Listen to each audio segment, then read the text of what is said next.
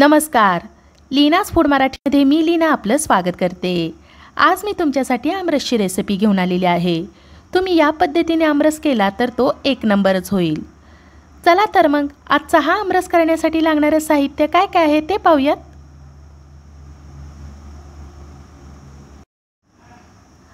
पाच हापूसचे आंबे घेतलेले आहेत. आंबे मी स्वच्छ धुवून पुसून घेतलेले आहे. अर्धी वाटी थंड दूध, 4 चमचे साखर घेतलेली आहे. आंब्याच्या गोडीप्रमाणे साखर कमी किंवा जास्त करायची आहे. अर्धा चमचा वेलची पावडर आणि जायफळ. आंब्याच्या देठाकडचा भाग सुरीने अशा पद्धतीने कापून घेऊया आणि बाजूला काढूया.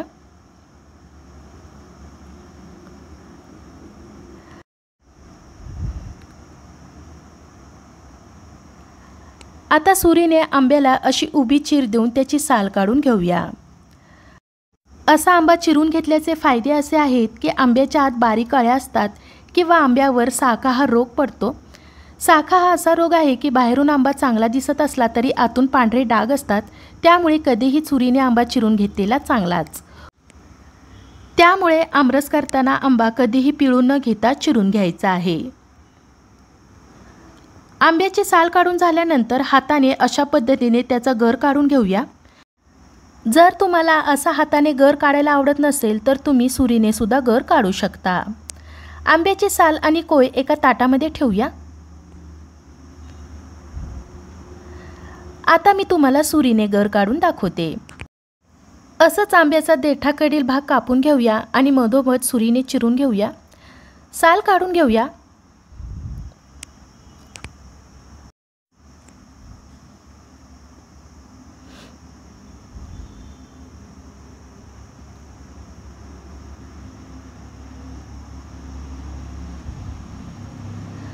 हा बघा, बाहेरून आंबा चांगला दिसत असला तरी आतून थोडासा खराब आहे.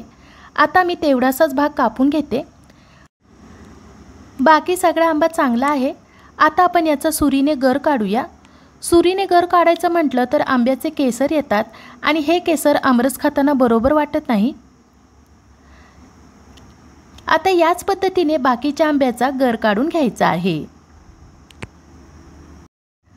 सगळ्या आंब्याचा गर काढून झालेला आहे. आता आपण आंब्याची साल आणि कोय थोड्याशा पाण्यात धुवून घेऊया. हापूस आंब्याचा रस दाट असतो त्यामुळे त्याच्यामध्ये थोडंसं पाणी सहज बसतं. आंब्याची साल आणि कोय धुण्यासाठी मी 1.25 ग्लास पाणी वापरलेलं आहे.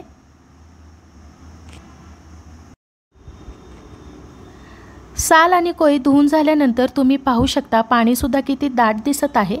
आता हे पाणी आपण या गरामध्ये ओतूया.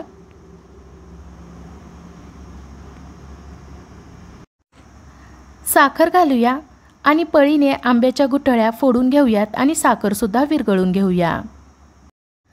आमरस तुम्ही पळीने सुद्धा घोटून तयार करू शकता, पण हा आमरस मी मिक्सरमध्ये 2 टप्प्यात फिरवून घेणार आहे.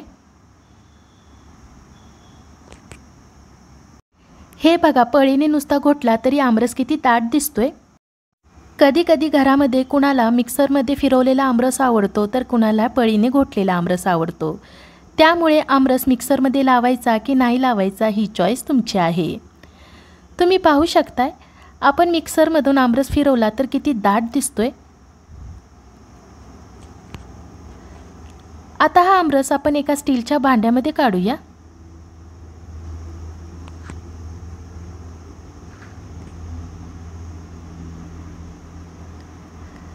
आता याच्यामध्ये वेलची पावडर आणि थोडंसं जायफळ किसून घालूया.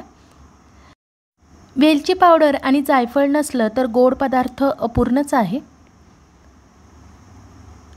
आता आपण हे मिक्स करून घेऊया.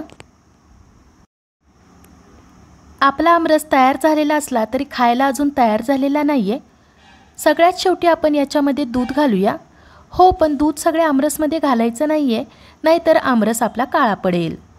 तुम्हाला हवं तेवढा आमरस वाटीमध्ये घेऊन त्याच्यामध्ये थोडंसं दूध घालायचं आहे आणि चमच्याने मिक्स करून घ्यायचं आहे. दूध घातल्यानंतर तुम्ही पाहू शकता आमरसचा रंग किती सुरेख आलेला आहे.